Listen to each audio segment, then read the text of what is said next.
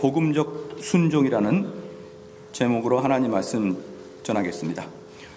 한 달 전에도 복음적 순종이라는 제목으로 말씀을 전했는데 오늘은 2편이라고 보면 될 것 같습니다. 우리 그리스도인들에게 가르치는 것 중에 가장 어려운 것 중에 하나가 기독교의 논리를 설명하는 겁니다. 기독교의 논리를 설명하는 건데, 왜 우리가 영어나 외국어를 배우기 어려운 이유가, 우리나라나 일본 어순은 영어나 외국어의 어순과 전혀 다르잖아요. 그런데 외국인들은, 같은 유럽 사람들은 어순은 비슷하고 단어가 다르니까 그 단어만 열심히 외우면은 언어가 어느 정도 되고 또 빨리 익숙하게 할 수가 있어요. 근데 우리나라 사람들은 어순 자체가 다르니까 엄청나게 공부를 해도 외국인을 만나면은 아무 말도 못하는 그러한 일들이 비일비재하지 않습니까? 그건 왜 그러냐 그러면 어순 자체가 다르기 때문에 우리가 알고 있는 한글의 어법에 영어 단어를 끼워 붙인다고 해서 영어가 되는 게 아니기 때문에 그러는 거예요. 그렇기 때문에 전적으로 다르기 때문에, 그 원리 자체가 다르기 때문에 배워도 안 되는 게 그 외국어인 것입니다. 이거랑 동일하게요, 이 세상이 가지고 있는 논리와 교회가 가지고 있는 논리가 단어가 다른 게 아니라 논리가 달라야 돼요. 논리가. 근데 제가 가만히 보면은 거의 대부분 논리는 세상 사람이나 교인이나 별 차이는 없고 단어만 달라요. 그러니까 이건 영어도 아니고 한글도 아니고 엄청나게 이상한 언어를 쓰고 있는 것이죠. 그러니까 이렇게 하면서 이제 이걸 기독교라고 하니까 이 나라의 기독교가 성장하다가 딱 어느 순간에 멈춰버린 거 아니겠습니까? 저는 이게 가장 어려워요. 우리 성도들에게 그 인식시키기가 가장 어려운 게, 논리 자체가 다르다는 것을 인식시키는 게 대단히 어렵습니다. 그럼 논리 자체가 다르다는 것은 무슨 뜻이냐 그러면, 지금까지 내가 가지고 있던 일반적인 삶에서의 논리가 깨져버리던 그런 경험을 해야 되는 거예요. 그러니까 저한테 성경 공부를 배우거나 설교를 듣다가 지금까지 내가 갖고 있었던 그런 사상들이 팍 깨져버리는 그런 결정적인 것들을 계속적으로 여러분들이 설교를 들을 때마다 느껴야 됩니다. 또는 설교를 들을 때마다 자꾸 고개를 갸우뚱거리면서 저건 아닌데 이래야 되는 거예요. 왜냐 그러면 제가 가르쳐주는 이 논리와 세상이 주는 논리는 같지 않기 때문에 그렇습니다. 그렇기 때문에 세상이 주는 논리를 가지고 우리 기독교를 듣기 위해서 여기 앉아 있으면 둘 중에 하나입니다. 팍 깨져서 야 정말 저 목사님 대단한 분이다라고 하든지, 아니면 계속 머리를 갸우뚱거리면서 이건 아닌데 이건 아닌 것 같은데 라고 하는 둘 중에 하나인 것이지, 아마 편안하게 들을 수 있는 건 아닐 거예요. 매 설교마다 그렇습니다. 왜냐 그러면 논리 자체가 달라서 그래요. 왜 제가 처음부터 이 말씀을 드리냐 그러면, 어떠한 논리 중에서 가장 다른 논리가 바로 성화의 논리거든요. 말씀을 순종해 나가는 논리가 이 세상에서 말하고 있는 거하고 교회가 말하고 있는 이 성화의 논리는요, 성화는 다른 말로 착하게 사는 걸 말하는 거예요. 이 세상에서 말하고 있는 도덕적인 삶, 이 세상에 말하고 있는 선한 삶, 이 삶의 방식과 원리와 논리와 성경이 말하고 있는 성화와, 성화는 다른 말로 그리스도를 닮아감 다른 말로 순종, 똑같은 말이에요. 순종, 성화, 그리스도를 닮아감, 그리스도와 연합함, 동행함, 좁은 길로 걸어감, 이 모든 말들이 다 동일한 말인데, 이 두 개는 논리 자체가 틀리기 때문에요. 전혀 논리가 다르기 때문에 여러분들은 신선한 쇼킹을 여기서 경험을 해야 됩니다. 그게 진정으로 기독교가 말하고 있는 성화를 듣는 것입니다. 제가 왜 이렇게 말씀하겠습니까? 세상이 말하는 거랑 다르다는 거예요. 다르다는 것을 말씀을 드리기 위해서 이렇게 말하는 것입니다. 오늘 이 본문을 보면요, 재밌는 게 뭐냐 그러면, 하나님이여 내가 주의 뜻 행하기를 즐기오니 주의 법이 나의 심중에 있나이다. 우리는 주님과 함께 동행한다라는 말이 무엇인지를 잠깐 설명을 하겠습니다. 우리는 주님을 사랑하면서 이곳에 모여 있어요. 주님을 사랑하기 때문에 이곳에 모였고, 하나님을 사랑하기 때문에 이곳에 모인 거 아니에요. 하나님을 싫어하면 이곳에 모이지 않죠. 그런데 어떤 분이 저한테 상담을 하면서 이런 이야기를 했습니다.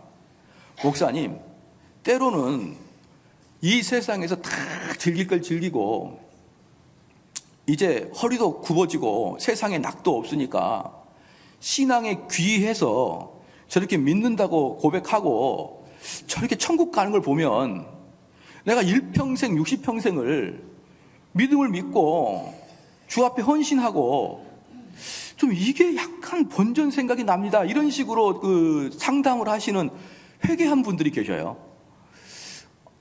다 즐길 걸 다 즐긴 다음에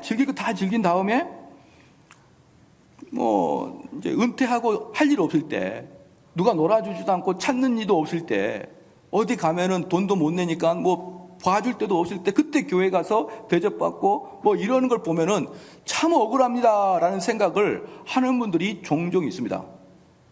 그런데 여러분 잘 생각해 보십시오. 내가 결혼하기 전에 여러분의 배우자를 사랑했을 거 아닙니까? 그렇죠. 사랑했을 때 지금은 그런 감정이 없을 수도 있지만 결혼하기 전에는 누구나 그런 감정이 거의 대부분 있습니다. 특별하게 정략 결혼을 하는 사람들 제외하고는 대부분은 사랑하는 감정이 싹 트니까 결혼까지 하게 된 거예요. 그럴 때 한번 생각해 보십시오. 그 자매와 그 형제와 만나가지고 헤어지기 싫어서 헤어지기 싫어요. 헤어지기 싫습니다. 그렇잖아요. 또 한번 다르게 생각해 볼까요? 우리 교회가 수련회를 갔습니다. 주일학교 수련회를 갔는데 아침부터 저녁까지 수영장에서 재미있게 놀았습니다. 재미있게 놀았는데 마지막에 한 5시 정도 돼서 그때야 그 소식을 듣고 어린이가 허겁지겁 뛰어와가지고 그 수영장에서도 자기도 수영하고 싶다고 벌럭 들어온 거예요. 그런 다음에 왜 나한테 이 광고를 안 해줘서 이 재미있는 수영을 이제 5시부터 6시까지밖에 못하게 하느냐라고 탄원할 수 있죠. 그럴 때 아침부터 수영장에 와가지고 열심히 놀고 있던 애들이 야, 내가 너를 보니까 정말 내가 억울하다. 이거 아침부터 뭐 하는 짓이냐, 내가 수영장에서. 야, 너 진짜 부럽다. 마지막에 30분 남겨놓고 들어와서 수영하는 겁니다. 대단히 부럽다라고 말하는 사람들은 정신적으로 문제가 있는 거예요. 또 내가 우리 아내를 만나기 전에 결혼하기 전에 그 데이트를 하면서 시간이 내가 아침부터 너랑 같이 있는 시간이 이게 뭐 하는 짓이냐. 나 너무 아깝다. 나 공부도 해야 되고 나 할 것도 많은데 나 너랑 이렇게 시간 보내는 게 아깝다라고 말하는 건 정신이 이상한 사람이죠. 그러니까 자기가 사랑하는 사람이나 자기가 좋아하는 일들은요, 아침부터 하는 게 좋은 거예요. 마지막에 5분 남겨놓고 마지막에 30분 남겨놓고 하는 것은 너무나 억울한 것입니다. 그리고 내가 만약에 어떤 밭에 갔는데 제가 광고를 한 것입니다. 우리 여기 뒷동산에 올라가면 거기 노다지가 많이 숨고 있습니다. 그러니까 여러분 빨리 가가지고 호미질을 열심히 하면은 여러분이 열심히 하는 만큼 그 보석을 찾아갈 수 있습니다 라고 광고를 했더니 여러분들이 막 나와가지고 아침부터 막 해가지고 보석을 그냥 가득가득 담아놨는데 그걸 마지막 듣고 30분 전에 들어온 거예요. 5시 반에. 그럼 막 노다지를 캐가지고 구리 하나 찾은 거예요. 그러니까 아침부터 했던 사람이 너 진짜 부럽다. 어떻게 된 게 그렇게 아침부터 이렇게 놀고 있다가 밤에 와가지고 하나 챙겨가지고 가냐. 야, 부럽다. 라고 하는 사람이 없듯이 여러분 예수님 사랑하신다면서요. 하나님 사랑한다면서요. 근데 무슨 아침부터 하는 사람이 부러워요. 억울합니까? 많은 사람이 그래요. 목사님, 나의 꿈은 예수님 옆에 돌아가시는 그 강도처럼 마지막 고백하고 그냥 천국 가는 거예요 라고 하는 사람들 천국 못 가요. 그런 사람들 절대로 못 갑니다. 왜? 천국은 누가 가냐 그러면요, 하나님을 사랑하는 자가 가는 거예요. 예수 그리스도와 함께 있기를 소원하는 자가 가는 것입니다. 여러분 이번에 이산가족을 봤지 않습니까? 몇십 년 만에 처음 만나니까 그들이 얼마나 억울해서 웁니까? 그들은 기뻐서 우는 게 아니에요. 여러분들이 정말 이산가족이 돼봐서 만나보셨나요? 저도 2년 6개월 동안 이산가족이 있었지 않습니까? 이산가족의 가장 큰 문제는 뭐냐면요, 만나자마자 헤어짐을 예약해야 하기 때문에 그렇습니다.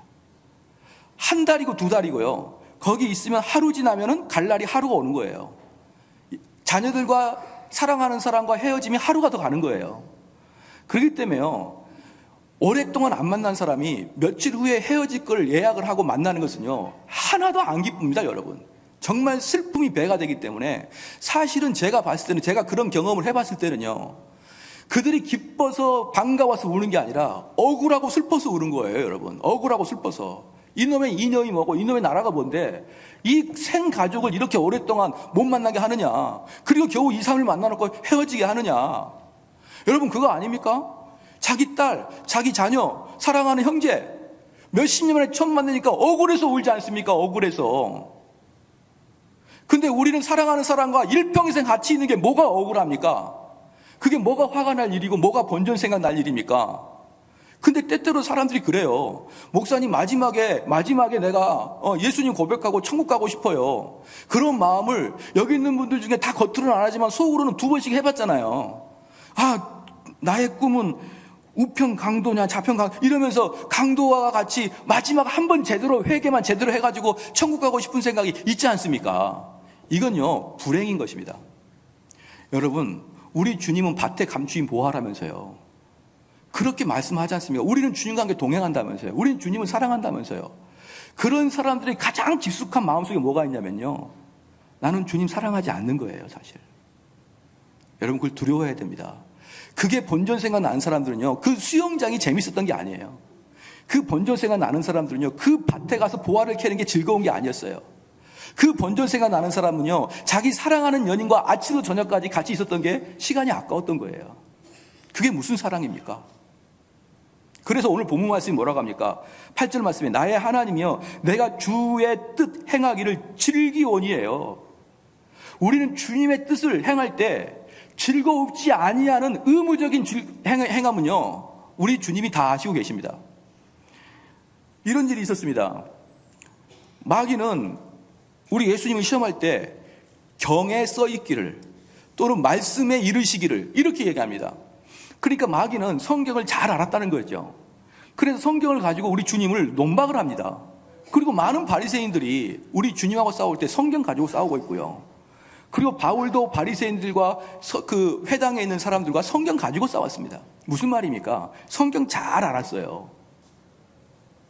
마귀 성경 잘 압니다. 여러분, 성경요, 머리만 주우면 다 누구든지 공부할 수 있어요. 특별하게 성령의 역사가 없어도 공부만 하면 성경은 누구나 알 수 있고, 심지어 구원의 도도 얼마든지 알아낼 수 있습니다.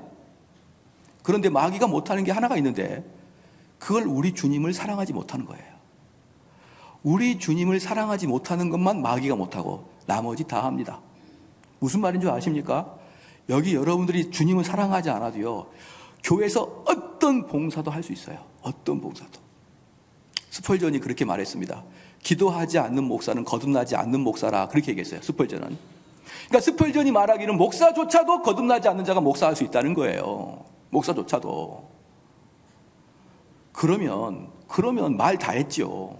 그렇기 때문에 우리는 거듭나지 아니함에도 불구하고 얼마든지 교회의 생활을 다 할 수 있지만 딱 하나 못하는 게 하나님을 사랑하지 못하는 것입니다. 사랑하는 성도 여러분, 여기서 들어온 게 뭐냐면 하나님을 사랑하지 아니한 자들은 구원받지 못한 자들이에요. 오직 불신자들만인 하나님을 사랑할 수 없는 것입니다. 사랑하는 성도 여러분, 그러니까 내가 일평생 주님을 섬기는 게 억울해, 그렇게 말하기 전에 저는 간곡히 부탁드리고 싶은 것은 여러분의 구원을 다시 점검하시기 바랍니다. 여러분의 구원을 다시 점검해야 되는 것이지 지금 우리가 이러고 있을 때가 전혀 아닌 것입니다.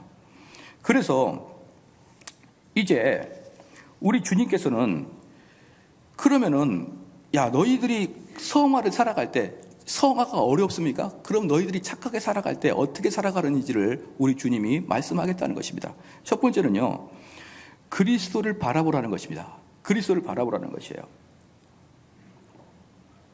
히브리서 12장 1절 2절 말씀에 예수를 바라보라, 이렇게 했는데요, 이 예수를 바라본다라는 것을 여러분이 좀 잘 알아야 될 것입니다.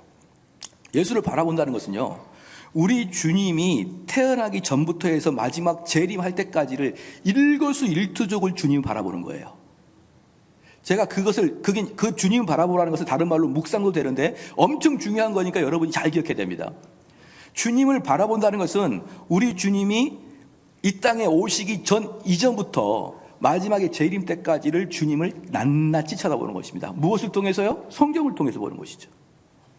그러니까 우리 주님이 이 땅에 오시기 이전에 만세 전부터 예정되어진 그 주님이 그 선택된 사역, 그 다음에 주님이 이 땅에 성육신하신 사역, 주님이 이 땅에 육신으로서 자연인으로서의 살았던 사역, 그 다음에 공생애의 사역, 그 다음에 고통과 그 고난 속에서의 사역, 십자가의 돌아가심의 일, 부활하심, 승천하심, 재림하심, 이 모든 것들을 낱낱이 여러분들이 쳐다보면서 그것을 묵상하는 것입니다. 그럴 때 이 묵상이 단지 성경 말씀으로만, 그 지식으로만 묵상되는 게 아니라 여기서 바라본다는 핵심이 뭐냐 그러면 그 묵상이 나에게 실제적으로 감정적 동요가 일어나는 게 묵상이에요. 예컨대 이렇게 하는 것입니다. 내가 만약에 이제 오늘은 사마리아 여인, 수가성 여인을 묵상한다고 칩시다. 수가성 여인을 다 묵상하는데요, 이 여인을 우리 예수님이 만나시려고 사마리아의 우물가로 오셨어요. 이건 제가 묵상하는 방법을 가르쳐 드릴 테니까 잘 들으시고 항상 기도할 때 이 묵상을 여러분이 사용하셔야 됩니다. 사마리아 여인을 만났습니다. 사마리아 여인을 만났는데 우리 주님이 이 여인을 구원시키려고 야, 물 좀 다오 이렇게 얘기했습니다. 그때 이 여인이 왜 유대인이 저한테 물을 달라고 하시나요? 이러면서 우리 주님하고 말꼬리 잡는 것을 하는 거예요. 말꼬리 잡는 것을 하는 것입니다. 그러니까 우리 주님께서는 대뜸 네 남편을 데려와라 이렇게 얘기했어요. 뭐 중간에 말을 빼고 네 남편을 데려와라 그랬더니 그때 여인이 충격을 받은 거예요. 저 남편이 없는데요 이렇게 얘기했습니다. 그러니까 우리 주님이 너가 남편이 없다 하는 말이 맞다. 이전에 5도 불법이고 지금 동거하는 사람도 불법 동거다 이렇게 얘기하신 것입니다. 그러니까 그 여자가 깜짝 놀란 거예요. 자기의 지금까지 5명의 불법적인 동거 남원과 그리고 심지어 지금 동거하고 있는 사람이 주마등처럼 쫙 스치고 지나갑니다. 그리고 그분이 놀라운 사람이라는 것을 깨닫기 시작하고 그분에게 무릎을 꿇어요. 그럼 이제 묵상은 여기까지는 그 본문의 해석입니다. 그럼 묵상은 뭐냐면 여러분이 그 안으로 들어가는 거예요. 그 안으로 들어가서 어떻게 하냐면 여러분이 사마리아 여인이 되는 것입니다. 근데 주님이 나에게 다가오셨어요.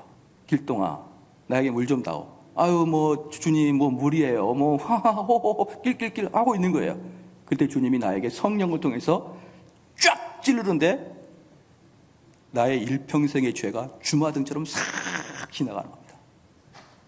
주의 말씀이 선포가 되었고 주를 묵상하는데 그 주님이 사마리아 여인에게 찔렀듯이 성령이 나를 찌르니까 쫙 쓰는 거예요.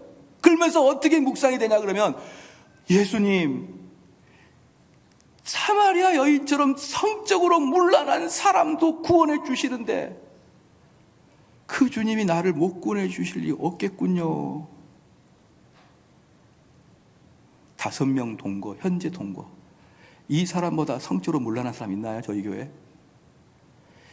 이렇게까지 타락한 여인에게도 우리 주님은 구원을 베푸시는데 나는 주님이 얼마나 사랑하실까 라면서 2000년 전에 사마리아의 물가에 가가지고 여러분의 영혼과 여러분의 전 인격이 그곳에 들어가가지고 우리 주님으로부터 한량없는 위로를 받는 거예요. 여러분 그럴 때 우리 마음속에 어떻게 됩니까? 두근두근 우리 눈에는 어떻습니까? 눈물이 펑펑 쏟아지면서 주님 감사합니다. 내 같은 더러운 것도 주님이 받아주시는군요. 여러분 이게 묵상입니다. 또 하나 예를 들어보겠습니다. 빌립보 간수 있습니다.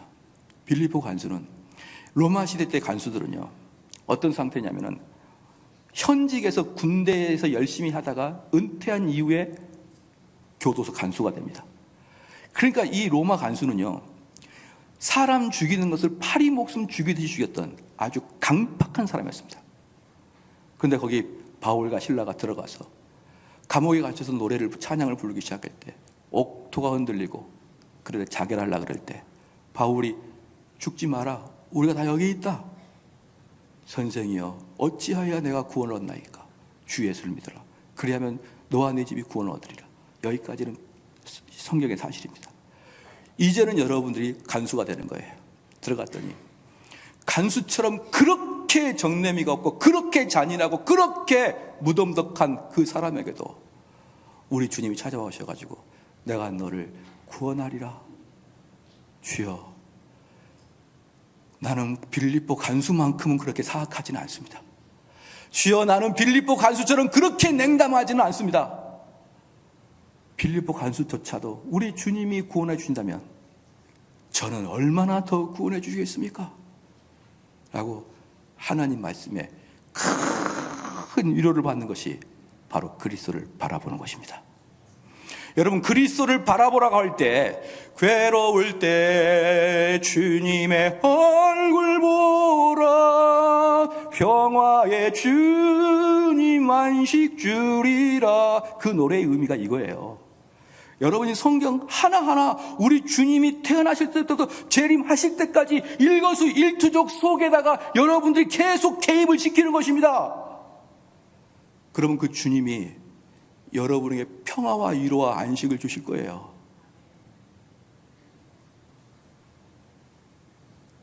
그럴 때 우리는 그 주님을 바라보면서 주님을 갈망하게 되고, 그런 위로를 얻는데 주님을 갈망하게 되고 주님을 소망하게 되고 주님을 믿게 되고 사랑하게 되고 기뻐함이 있고 주를 향한 소망이 있어요. 나 같은 더러운 자도 우리 주님이 용서해 주시는구나. 소망이 생기는 것입니다.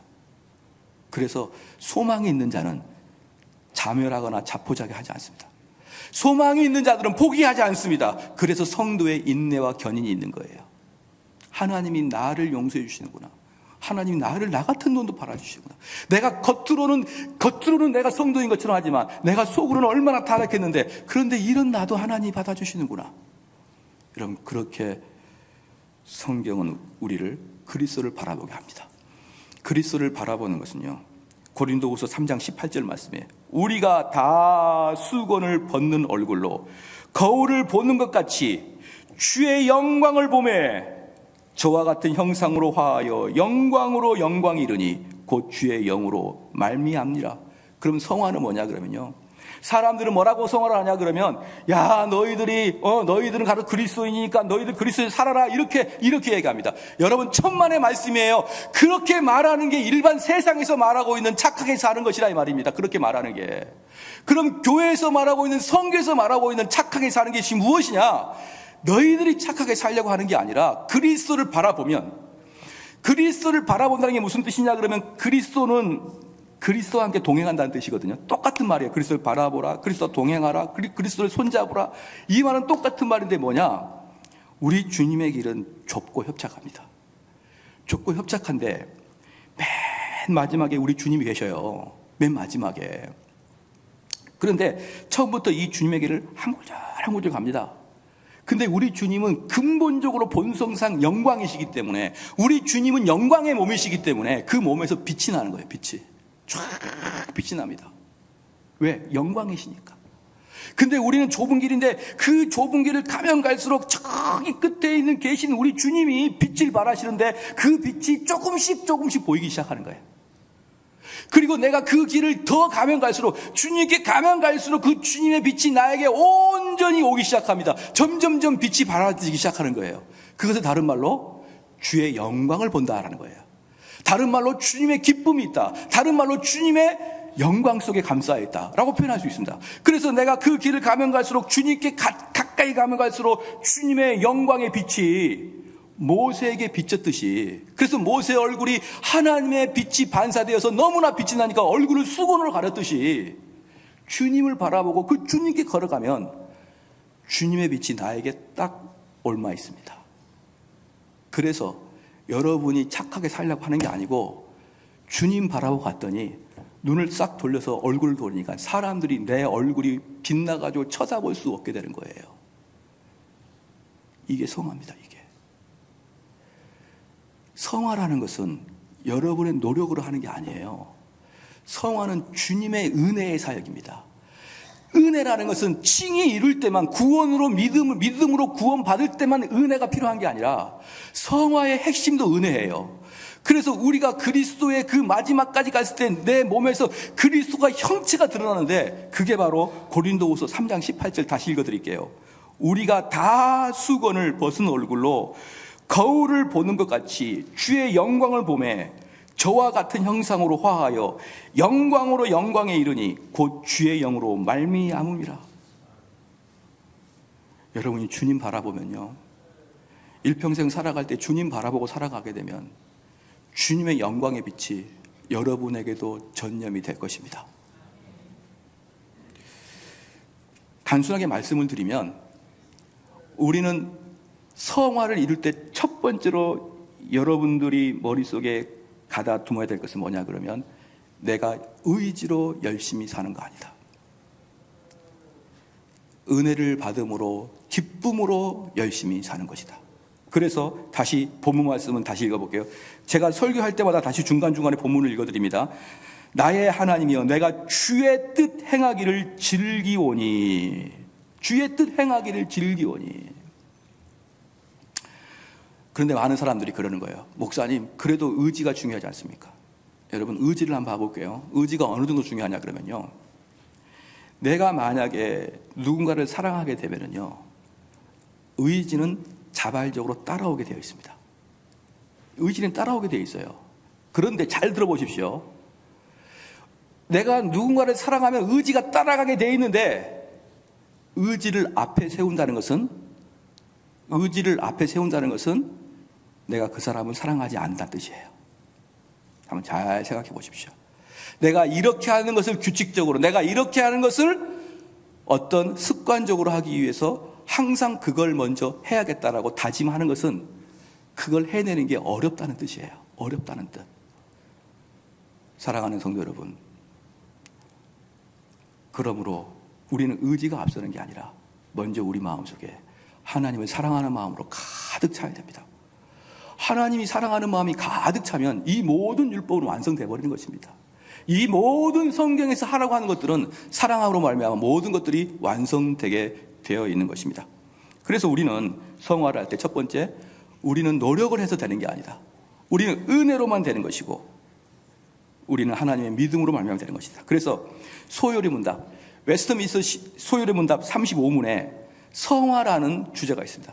성화가 뭐냐라고 할 때 답을 이렇게 합니다. 성화는 하나님의 형상을 따라 우리의 전 인간이 새롭게 되고, 죄에 대해서는 점점 더 죽고, 의에 대해서는 살 수 있게 되는 하나님의 값없는 은혜의 역사다라고 했어요.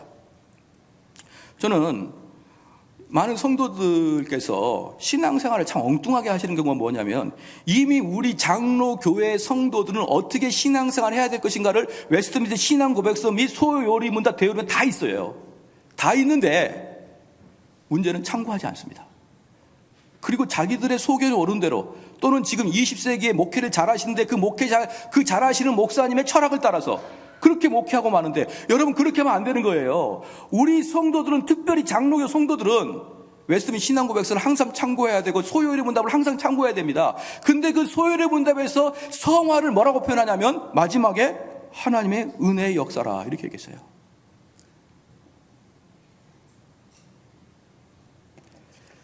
성화란 우리 안에서 행하시는 하나님의 은혜의 역사로서 그리스도의 형상을 닮아가는 평생의 과정이라고 말했습니다. 그러면 한번 제가 또한 질문을 한번 해보겠습니다. 그러면 내가 성화를 했을 때, 내가 착하게 살았을 때, 더 나아가서 내가 거룩하게 살았을 때, 그렇게 함으로 우리 주님이 어떤 유익을 얻느냐 이 말이에요. 내가 선을 행할 때 우리 주님이 어떤 유익을 얻느냐 이 말입니다. 아무 유익을 얻지 않습니다. 여러분, 이 땅에서 어떤 선을 행해도 우리 주님은 아무 유익을 얻지 않아요. 유익을 얻는다는 것은 무슨 뜻이냐? 유익을 얻기 이전에 비어있다는 뜻입니다. 뭔가가 다 만족스럽지 않기 때문에 뭔가가 하나 더 들어와서 만족하는 것을 유익이라 그러죠. 근데 우리 하나님은 모든 걸 다 가지고 있기 때문에 잃을 것도 더 이상 얻을 것도 없는 게 하나님이십니다. 그렇기 때문에 저와 여러분들이 선한 일을 하고 거룩한 일을 한다고 해서 그것 때문에 하나님이 유익을 얻거나 하나님이 덕 보는 거 아닙니다. 그러면 성경에서는 왜 그렇게 우리를 성화를 강조하느냐? 이게 신앙 소요리 문답 36번에 있습니다. 36문에 문제가 이렇습니다.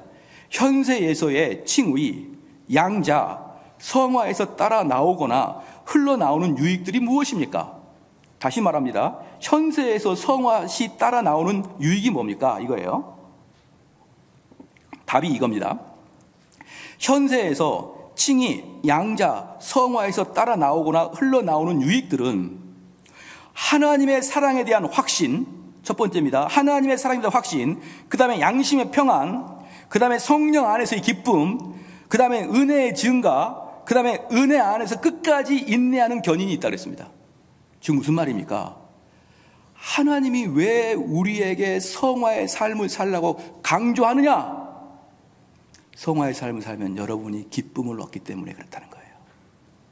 여러분에게 말할 수 없는 즐거움이 있겠다 이 말입니다.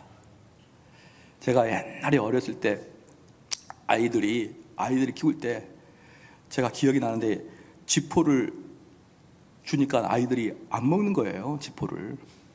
근데 아빠의 마음속으로 어때요? 이거 한 번만 먹으면 이 맛이 중독될 텐데, 근데 줘도 안 먹습니다. 요상하게 생겨고 까맣게 탔고 안 먹어요. 그럴 때 억지로 집어넣어줍니다. 억지로 집어넣으면 그때부터는 중독이 되는 거예요. 아빠 지포, 아빠 오징어가 됩니다. 그것처럼 우리는 실제적으로 우리의 삶에서 거룩과 성화를 체험해 보지 못해서 그렇지, 실제적으로 거룩과 성화를 체험하면 하나님이 우리에게 영광을 주시듯이, 그리스도가 우리의 영광을 빛을 보여주듯이 중독돼 버리고 말아요. 그게 너무나 좋아가지고 중독되고 맙니다. 여러분 한번 잘 생각해 보십시오. 주님이 네 이웃을 네 몸처럼 사랑하라. 그래요. 내 몸처럼 내 이웃을 사랑했습니다. 주님이 그것 때문에 무슨 유익을 얻습니까? 원수를 사랑하라 라고 했을 때 내가 그래 원수를 사랑했습니다. 그럴 때 주님이 무슨 유익을 얻습니까? 아무 유익을 얻지 않아요. 근데 잘 보십시오. 원수 사랑하지 않으면 당신 죽습니다. 원수를 사랑하지 않고 내 이웃을 미워하는 것은 어떤 거랑 똑같냐면, 이 속에 상한 음식을 넣고 토하지 않고 계속 참고 있는 거예요. 식중독의 균이 있는 음식을 갖고 토하지 않고 밤새도록 그거 토하지 말고 의사가 말합니다. 토해버리세요. 토하십시오. 안 돼요. 우리 어머니가 그랬는데 음식은 버리지 말라 그랬어요. 그지 상한 음식 가지고 있으면 가지고 있는 내내 나는 죽습니다. 근데 주님이 말씀하시죠. 원수 사랑하라고. 아니요. 나 용서 못하겠습니다. 야, 아들아, 너 용서 못하면 너 죽는다. 뭐라고 하는지 아십니까? 나 죽어도 괜찮습니다. 내 온몸에 두드리게 놔도 열이 40도가 돼도 나 용서 못해요. 여러분 그러고 있죠. 그렇게 자기가 성화를 경험해 보지 못하고, 내가 그랬을 때 다른 사람을 용서했을 때 그 찾아오는 기쁨을 경험하지 못하니까 그렇게 원수를 손으로 놔주지 못하고 그렇게 여러분이 있는 거예요. 그렇게.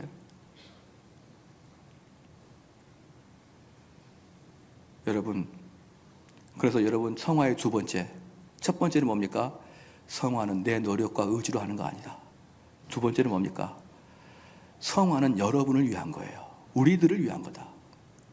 우리들을 위한 것이지 다른 누군가를 위해 주는 것이 아닙니다. 재밌는 게 뭐냐면요, 이 사람들은 이 성화가 이렇게 생각하는 경향이 많습니다. 성화가 일어나면은 정말 좋고 안 일어나도 어쩔 수 없다라고 생각하는 경우가 있어요. 그래서 이런 논리가 상당히 이제 마귀가 우리에게 주는 결정적인 속임인데요. 너희들에게 진짜 하나님 말씀을 지키는 행동이 드러나지 않아도, 꼭 그렇게 드러나지 않아도 너희가 주님을 진실로 믿는다 그러면 너희들은 구원은 있다라고 얘기합니다. 근데 여러분, 그 진실로가 뭡니까? 내가 주님을 진실로 믿는 게 뭔지 한번 이야기를 해보십시오. 이겁니까? 내가 주님을 진실로 믿습니다. 이게 진실로 믿는 건가요? 도대체 그 진실로 믿는 진실로가 뭡니까? 우리는 구원은 하나님의 역사로 일어나는 것이고, 저 밖에 하나님 우편에 앉아 계시는 우리 예수 그리스도의 공로를 통해서 구원이 이루어지는 것이고, 성화는 내 속에 계시는 예수 그리스도를 통해서 이루어지는 것입니다. 사랑하는 성도 여러분, 그래서 히브리서에 뭐라고 했냐면 거룩하지 않는 자는 내 얼굴을 보지 못하리라 그랬어요. 거룩하지 않는 자는 내 얼굴을 보지 못하리라. 지금 무슨 말입니까? 차츰차츰 성화의 과정을 거치지 않는 자들은 사실 내 백성 아니다는 거예요. 여러분, 믿으십니까? 믿으십니까? 속지 마십시오. 굳이 성화가 꼭 드러나진 않아도, 굳이 착한 행실이 내 몸에 드러나지 않아도, 내가 주님께 헌신하는 모습이 드러나지 않아도 나는 진실로 주님을 사랑하고 믿습니다, 그런 건 없다는 거예요. 여러분들이 진실로 주님을 믿으면 주님을 믿는 것들은 전부 다 성화로 드러나게 되어 있을 것이다. 할렐루야. 그러면 이제 실천적인 면입니다. 그럼 어떻게 해야 우리가 그 성화를 이제 실천적으로 일어나느냐, 이제 이건데, 이제 세 번째로 알아야 될 건 뭐냐면, 성화라는 것은요, 보편적으로 성화를, 그러니까 보편적으로 일반 세상에서는 성화 또는 선함, 착함, 의로움 이렇게 이야기할 때 보편적인 세상은 이렇게 말합니다. 뭐냐면, 내가 죄를 짓고 있어요. 근데 이 죄를 정대훈이란 인격과 의지로 이 죄를 억압하라. 내가 죄를 짓고 있는데 정대훈의 의지로 이 죄를 억압하라. 이게 보편적인 세상에서 말하고 있는 성화입니다. 그렇죠? 근데 여러분, 기독교에서는 그렇게 말하지 않아요. 어떻게 말하냐? 이 죄하고 싸우긴 싸우는데 이 죄 뒤에는 죄가 있는 게 아니고 누가 있냐면 마귀가 있어요. 이 죄 뒤에는 마귀가 있습니다. 그래서 우리가 이 죄랑 싸우는 순간 마귀는 자동 개입입니다. 여러분, 왜 우리나라가 전쟁이 일어나지 않습니까? 대한민국 뒤에는 누가 있죠? 대한민국 뒤에 누가 있습니까? 미국이 있잖아요. 미국이. 북한 뒤에는 누가 있습니까? 중국이 있잖아요. 이 둘이는요, 38선을 기점으로 전면전이 진행되는 순간 미국과 중국은 자동 개입입니다. 이건 곧바로 세계전쟁이에요. 그러니까 전면전은 안 됩니다. 미사일로 한 대는 쏠 수 있어도 전면전은 안 돼요. 전면전 했다 그러면 자동 개입하게 이미 법이 되어 있어요. 예, 그 중국에는요, 북한에는 중국군이 없어요. 우리 한국에는 미국군이 있는데 북한에는 중공군이 없습니다. 그런데 38선에 끝에 중공군 초소 하나가 있어요. 초소. 거기에 중공군들이 한 중대가 맨날 돌아가면서 보초를 서요. 거기를 뚫는 순간 중공군에 대한 침공이에요. 거기 38선을 뚫는 순간 중공군을 침입니다. 그래서 저희들 전쟁은요, 그렇게 쉽게 일어나지 않습니다. 했다 그러면 곧바로 전 세계 전쟁이에요. 3차 대전입니다. 미국과 중국이 곧바로 개입하는데 이게 3차 대전이 아니고 뭡니까? 그래서 전쟁이 억제되듯이 죄라는 것 뒤에는 마귀가 개입되어 있어요. 그래서 우리가 죄를 딱 건드는 순간 자동 발생적으로 마귀랑 싸우게 되어 있습니다. 그런데 문제는 뭐냐면, 인간은 마귀랑 싸우면 백전백패예요. 인간은 마귀랑 싸우면 백전백패입니다. 그러므로 내가 죄랑 싸우는 게 아니라 내 몸 안에서 성령이 죄랑 싸우게 내 몸을 열어주는 거예요. 그게 바로 성화의 과정에서 가장 결정적으로 틀린 것입니다. 성화의 과정은 내가 죄를 힘껏 싸우는 게 아닙니다. 만약에 여러분들이요, 교회를 여전히 다니면서도 여러분들이 짓고 있는 죄를 내 스스로 절제하고 싸운다 그러면 1년, 2년 후에 또다시 져요. 또다시. 참다가 또다시 집니다. 그러므로 끝까지 성령의 힘을 의지하여서 성령과 함께 연합군 되어서 성령이 뭐라고 그러시냐면, 야 길동아, 네가 앞장서서 싸워. 그럼 내가 뒤에서 모든 에너지를 공급하겠어 라고 성령이 나한테 에너지를 공급할 때야 비로소 우리는 죄를 이길 수가 있는 것이에요. 할렐루야. 그게 뭐냐 그러면, 어떻게 그럼 성령이 개입을 하시냐? 성령이여 나에게 오십시오 라고 개입을 하는 게 아닙니다. 뭐냐면, 우리 성령께서는 말씀을 통해서 우리에게 개입을 하시길 원하십니다. 우리 성령은 갑자기 뜬구름 잡듯이 우리에게 오는 게 아니에요. 말씀을 통해서만 우리에게 성령이 역사하시는데, 이 말씀이 어떻게 나타나느냐? 나를 매주마다 하나님 말씀으로 나를 십자가에 못 박아 버리는 거예요. 나를 십자가에 못 박으면 어떻게 되느냐? 나의 육신의 탐욕이나 욕망이나 욕심들이 십자가에 우리 예수님과 함께 못을 박습니다. 근데 그때 못을 박았을 때 그 못과 망치는 뭐냐? 하나님의 말씀이에요. 그러니까 우리 교회는 어떤 것이 교회냐 그러면, 매주마다 성도들은 하나님 말씀으로 오늘도 내가 죽는구나, 내가 오늘도 하나님 말씀으로 죽는구나, 이게 교회입니다. 교회는 뭔가 열심히 해서 뭔가 행사를 하고 그런 게 교회가 아니에요. 교회는 매주마다 성도들이 그 말씀으로 죽어가는 것입니다. 어떤 말씀입니까? 우리의 육적인 소욕을 죽여가는 것이에요. 그럴 때 비로소 부활이 나타나죠. 내 육이 죽어야, 내 육의 소욕이 죽어야, 내 욕망이 죽어야 그 죽은 곳에서 부활의 역사가 일어납니다. 그리고 그 부활체로, 성령이 그 부활체로 죄와 싸우게 하는 거예요. 죄와. 저는 제 친구 목사님들하고 가끔 대화 중에, 우리 교회가 지금 이 시국에 이러고 있으면 안 된다는 거예요. 저는 그 친구에게 계속 이야기가 뭐냐면, 이봐, 홍길동 목사야. 친구니까 홍길동 목사야. 언제 우리 주님이 이 사회 정의와 사회 개혁을 우리 교회에 맡겼지? 언제 그랬니? 아니 정 목사, 그럼 이 더러운 타락한 세상을 보고 가만히 있으란 말이야? 가만히 있지 말고 당신이 목회하는 교회 교인들을 말씀으로 매주마다 죽이십시오. 그게 교회가 할 일입니다. 저는 너무나 많은 목사님들이 교회론을 착각해가지고, 우리도 교회가 힘이 있지 않습니까? 우리가 사회를 개혁할 수 있는 원동력이 우리에게 있지 않습니까? 사회는 불의하지 않습니까?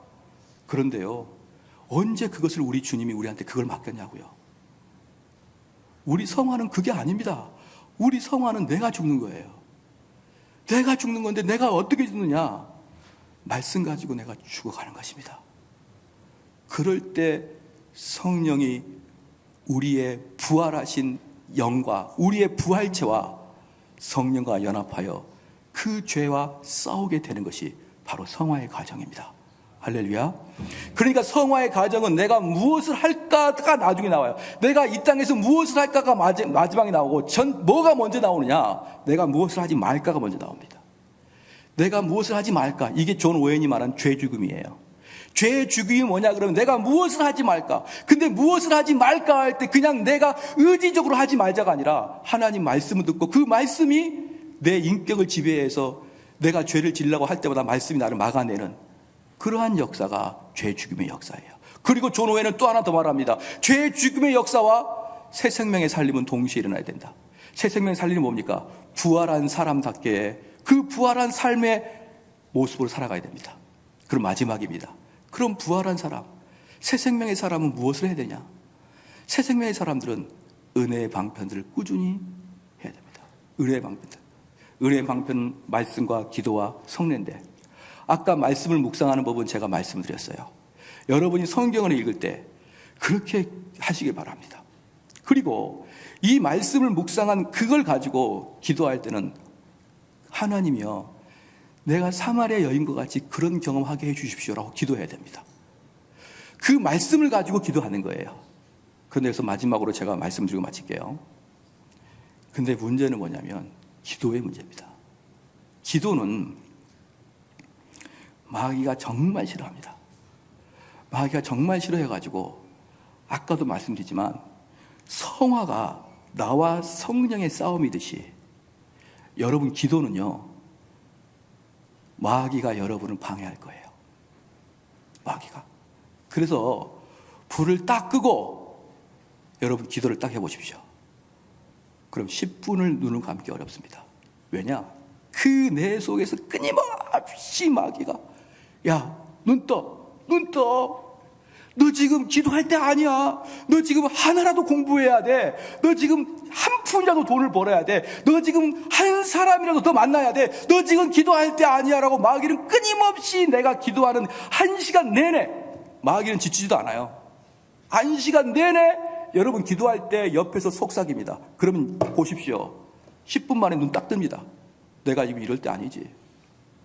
그러기 때문에 여러분의 육의 소욕으로 내가 의지적으로 기도할 때는요, 10분, 20분 기도하다가 나중에는 절대 못합니다. 절대 못해요. 그래서 스펄전이 그렇게 말하는 거예요. 기도하지 않는 목사는 거듭나지 않는 목사라는 거예요. 그럼 뭡니까? 내가 하나님 앞에서 피지땀으로 흘리고 열심히 기도하는 그 결정적인 이유는 뭐냐면 내 안에 성령이 그 마귀의 수작을 절제시키니까 내가 기도가 되는 거예요. 여러분, 그래서 기도가 쉽습니까?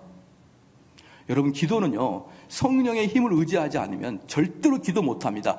단박하게는 하죠. 하나님 오늘 또 나를 보호해 주시고 만날 만한 사람 만나게 해주시고 그렇게 단박하게 기도를 하죠. 그러나 피땀 흘려가면서 우리 주님이 겟세마네 동산에서 기도하듯이 하나님께 피땀 흘려 기도할 수 있는 자는 자기 의지로는 안 되는 거예요.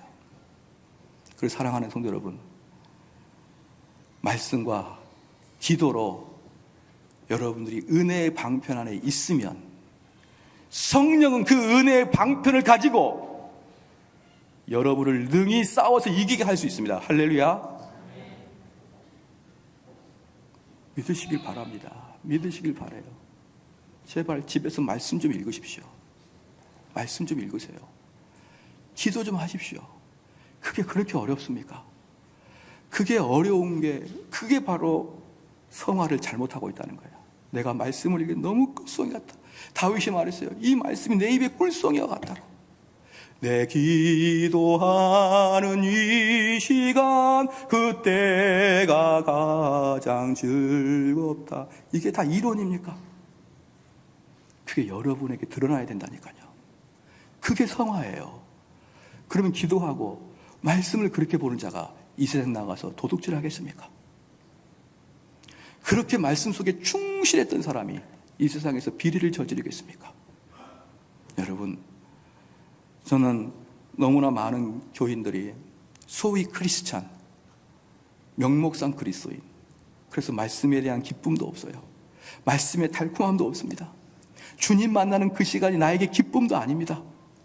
그저 왔다 갔다 하는 사람들이 너무 많아요. 제가 정말 간곡하게 부탁을 드리고 싶은 게 뭐냐면, 저희 교회 청교도 교회라면서요. 그렇죠? 저희 교회 한국 교회를 개혁하자면서요. 기도나 먼저 합시다. 우리 기도. 우리가 기도라도 이 정도의 숫자만, 아니 주일날 오후 예배 정도 나오는 숫자만 수요 예배 나와서 기도한다 그러면 1시간 합니다. 얼마나 아름다운 기도회가 될까요? 이제는 8월 달이 끝났습니다. 이제 휴가 기간이 끝났어요. 9월 달에는 다시 기도하십시오. 집에서 혼자 하지 마십시오. 집에서 혼자 할 때는 마귀가 더 달라듭니다. 절대 기도 안 됩니다. 딸그락 딸그락 소리, 애들 소리, 기도 안 됩니다. 여기 나와서 기도하십시오. 여기 나와서 내가 성도인 걸 증명하십시오. 기도하십시오. 그래서 우리 9월 달부터는 기도에 불이 붙어야 됩니다. 그러한 자만이 성화의 과정을 거쳐가는 것입니다. 다 같이 한번 기도하시겠습니다.